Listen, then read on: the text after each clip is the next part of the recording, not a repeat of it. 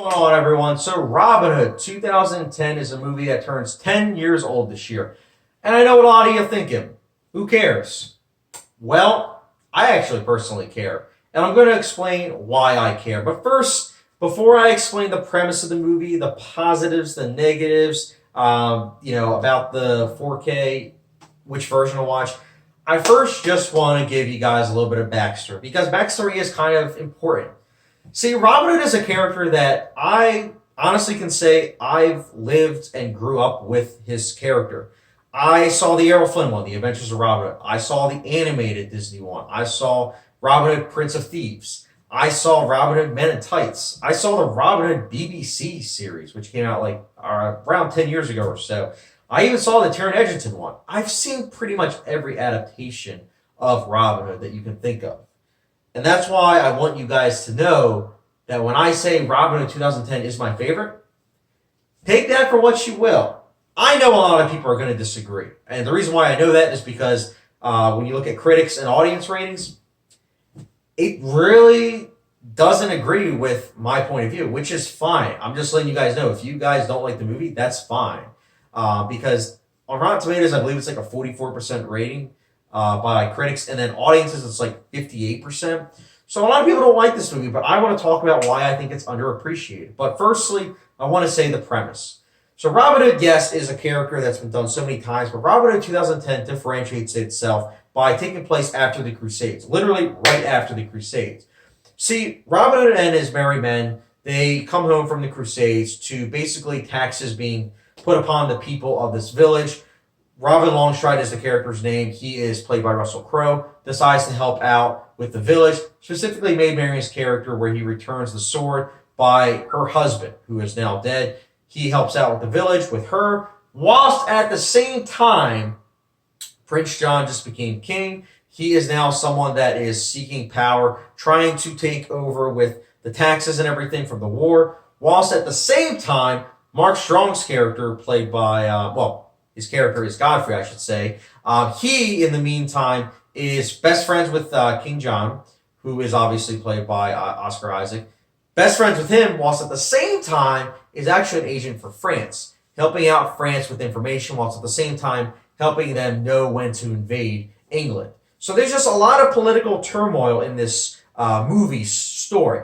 And I personally think it really works. Not only is it different from any other Robin Hood movie, but it feels very organic in its approach. And that's why right now I'm going to say and recommend the unrated cut. The unrated cut adds about 20 minutes, and it really does make the movie flow really nice, whilst also adding in a little bit of blood to certain scenes, and it makes it even more gritty.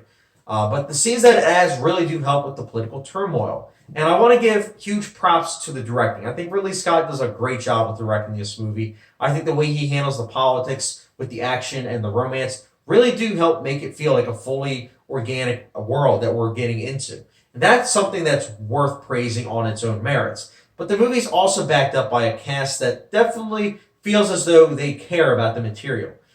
Huge props goes to Mark Strong, who plays Godfrey. Oscar Isaac is also great as Prince John. Of course, Robin Longstride, Russell Crowe does a really good job. Accent's a bit sometimes, but I still like his character, and I like the way he approached it. Kate Blanchett as Maid Marian is also great. And also huge props goes to the score.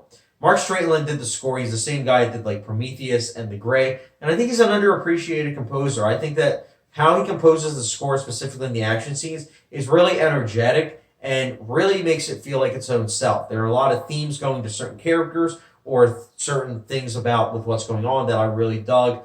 The action scenes are very propulsive, really building to the plot, whilst at the same time giving a reason for existing.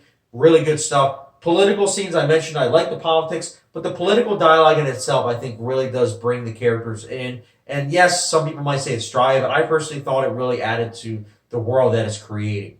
Also, I can't give enough credit, but the cinematography, I think, is great. Especially on 4K, I think I finally got to see how this movie was meant to be seen. Yes, I saw it on DVD. Yes, I saw it on Blu-ray, but this is the best this movie's ever looked, and I really dug the color palette. It's very drab during other scenes, but during other scenes, it's very colorful looking and really adds a lot of sense of balance to it, and I really liked that.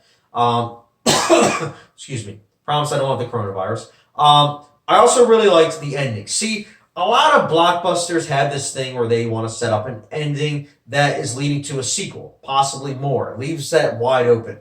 Robin Hood is a movie that arguably doesn't do that. Sure, you could say that, oh, the last line from the movie that's literally a title card is setting up a sequel because this is technically a prequel. Yeah, you could argue that, but at the same time, how many sequels is it where the previous movie essentially is setting it up so that there are so many characters that don't get developed in the first one and they're setting it up for the sequel? So many times. But Robin Hood is a movie that you look at each character, they have their comeuppance, so to speak. They have it where, in some way, shape, or form, you feel as though they got something that was satisfying and or something that was complete. And I think that's something that I want to praise to this movie. In a world where so many blockbusters feel the same, Robin Hood is a movie that feels different. I know it came out right after when there were so many medieval times movies coming out, but truth be told, Robin Hood and Kingdom of Heaven are the ones that come to mind during this time period, post-Gladiator. And I think that there's a reason for it. I think it's because of the fact that it manages to balance all this in a way that really entertained me personally. I don't think it's the greatest Ridley Scott movie or even medieval time movie, but I think it's a movie that if you are on board with it and get to understand and reason with these characters, I think you'll really like it. But, excuse me, but if you don't like this movie, I get it. Because, truth be told, you are advertised a hardcore action movie. You really are with the trailers. It really does build to that. And I think that's why as a 14-year-old, yeah, I liked it, but I wish that there was more action. 10 years later, I'm someone that I like action for sure still, but I'm fine with a movie that's letting itself breathe. And I think the unrated director's cut really does that. It adds 20 minutes to the movie, and it gives the movie a lot to breathe on. And that is something I really have to emphasize. If you are expecting an action movie, it has action elements, but first and foremost, it is a political movie that's trying to build this world. I think it does that really well. Robin Hood, though, it's not perfect. It has its share of flaws, and I'll get into that now. With the action, I love it, but that last battle scene should have been longer. I know it sounds like a contradiction. Chad, you just said that you're fine with there not being a lot of action. I'm fine with it to an extent. I do think that the last battle scene, with how the movie's tone and pacing leads to that last battle, I do think it should have been a little bit longer. And that's simply because of how it built to that. It built to a battle that is entertaining, but I think they could have added a little bit more to it to make it even more interesting. But it's still a battle that I like. Again, it's just a preference thing, I personally think. The other thing is that there's one or two things in the final act that I do think people could argue is a little silly, especially if they don't have it in the unrated cut. I mean the theatrical cut. If you just watch the theatrical cut, there are a lot of things in the final act that are going to be silly.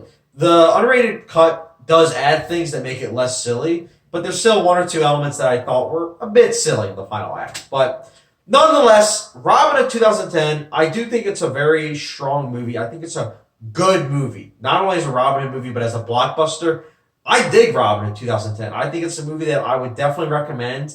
And I'm personally going to give Robin Hood 2010 a 4.25 to 5-star rating, which, for those like a hot sauce rating, it's the good old Louisiana Pure Crystal Hot Sauce. That's right. I think it's a good movie and very underrated, and is why you should check it out.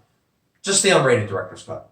But guys, thank you very much for watching. Let me know your thoughts in the comment section down below on this movie. Did you like it? Did you not? Let me know in the comment section down below. Also, keep in mind, I did watch this as a part of my Ridley Scott list, so I will be releasing that ranking list soon. Stay tuned for that. And as always, thank you very much for watching. Don't forget the subscription, notification bell. I appreciate it, and I will catch you guys later.